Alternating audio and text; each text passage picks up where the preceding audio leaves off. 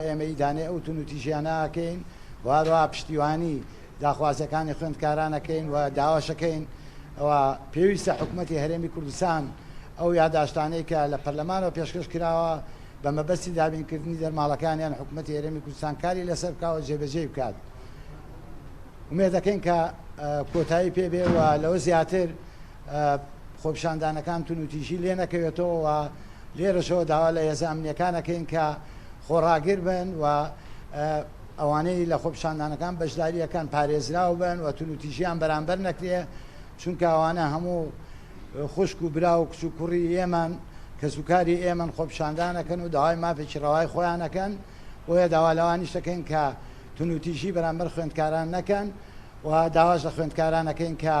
بەهێمنانە و بە ئارامی خۆپیشاندانێکی مەدەنیانە پێشکەش بکەن و بۆی تونوتیژی لێ نەکەوێت.